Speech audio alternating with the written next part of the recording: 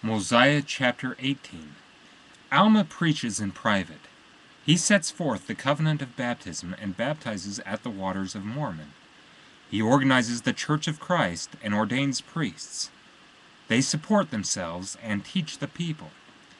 Alma and his people flee from King Noah into the wilderness.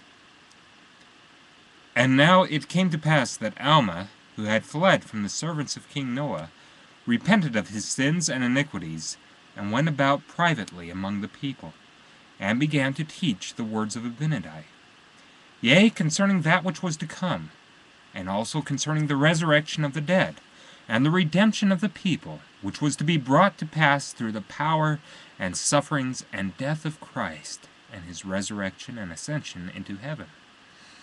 And as many as would hear his word he did teach, and he taught them privately, that it might not come to the knowledge of the king. And many did believe his words. And it came to pass that as many as did believe him did go forth to a place which was called Mormon, having received its name from the king, being in the borders of the land, having been infested by times or at seasons by wild beasts. Now there was in Mormon a fountain of pure water, and Alma resorted thither, there being near the water a thicket of small trees, where he did hide himself in the daytime from the searches of the king. And it came to pass that as many as believed him went thither to hear his words. And it came to pass, after many days, there were a goodly number gathered together at the place of Mormon, to hear the words of Alma. Yea, all were gathered together that believed on his word, to hear him. And he did teach them, and did preach unto them repentance, and redemption, and faith on the Lord. And it came to pass that he said unto them, Behold, here are the waters of Mormon, for thus were they called. And now, as ye are desirous to come into the fold of God, and to be called his people, and are willing to bear one another's burdens that they may be light, yea, and are willing to mourn with those that mourn, yea, and comfort those that stand in need of comfort, and to stand as witnesses of God at all times, and in all things, and in all places that ye may be in, even until death, that ye may be redeemed of God, and be numbered with those of the first resurrection, that ye may have eternal life. Now I say unto you, if this be the desire of your hearts, what have you against being baptized in the name of the Lord, as a witness before him, that ye have entered into a covenant with him, that ye will serve him and keep his commandments, that he may pour out his Spirit more abundantly upon you? And now when the people had heard these words, they clapped their hands for joy, and exclaimed, This is the desire of our hearts. And now it came to pass that Alma took Helam, he being one of the first, and went and stood forth in the water, and cried, saying, O Lord, pour out thy Spirit upon thy servant, that he may do this work with holiness of heart. And when he had said these words, the Spirit of the Lord was upon him. And he said, Helam, I baptize thee, having authority from the Almighty God, as a testimony, that ye have entered into a covenant to serve him until you are dead as to the mortal body.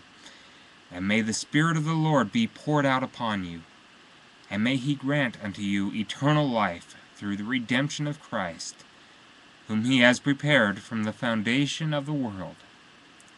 And after Alma had said these words, both Alma and Helam were buried in the water, and they arose and came forth out of the water rejoicing, being filled with the Spirit. And again Alma took another, and went forth a second time into the water, and baptized him according to the first, only he did not bury himself again in the water.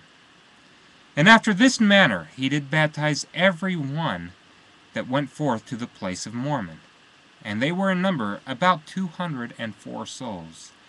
Yea, and they were baptized in the waters of Mormon, and were filled with the grace of God. And they were called the Church of God, or the Church of Christ, from that time forward. And it came to pass that whosoever was baptized by the power and authority of God was added to his church. And it came to pass that Alma, having authority from God, ordained priests. Even one priest to every 50 of their number did he ordain to preach unto them, and to teach them concerning the things pertaining to the kingdom of God. And he commanded them that they should teach nothing, save it were the things which he had taught, and which had been spoken by the mouth of the holy prophets. Yea, even he commanded them that they should preach nothing, save it were repentance and faith on the Lord, who had redeemed his people. And he commanded them that there should be no contention one with another, but that they should look forward with one eye, having one faith and one baptism, having their hearts knit together in unity and in love one towards another. And thus he commanded them to preach, and thus they became the children of God. And he commanded them that they should observe the Sabbath day, and keep it holy, and also every day they should give thanks to the Lord their God. And he also commanded them that the priests whom he had ordained should labor with their own hands for their support. And there was one day in every week that was set apart that they should gather themselves together to teach the people, and to worship the Lord their God, and also, as often as it was in their power, to assemble themselves together. And the priests were not to depend upon the people for their support, but for their labor they were to receive the grace of God, that they might wax strong in the Spirit, having the knowledge of God, that they might teach with power and authority from God. And again, Alma commanded that the people of the church should impart of their substance, every one according to that which he had. If he have more abundantly, he should impart more abundantly. And of him that had but little should be required, and to him that had not should be given. And thus they should impart of their substance, of their own free will and good desires towards God, and to those priests that stood in need, yea, and to every needy, naked soul. And this he said unto them, having been commanded of God. And they did walk uprightly before God, imparting to one another both temporally and spiritually, according to their needs and their wants. And now it came to pass that all this was done in Mormon, yea, by the waters of Mormon, in the forest that was near the waters of Mormon, yea, the place of Mormon, the waters of Mormon, the forest of Mormon. How beautiful are they to the eyes of them who there came to the knowledge of their Redeemer. Yea, and how blessed are they, for they shall sing to his praise forever. And these things were done in the borders of the land, that they might not come to the knowledge of the king. But behold, it came to pass that the king, having discovered a movement among the people, sent his servants to watch them.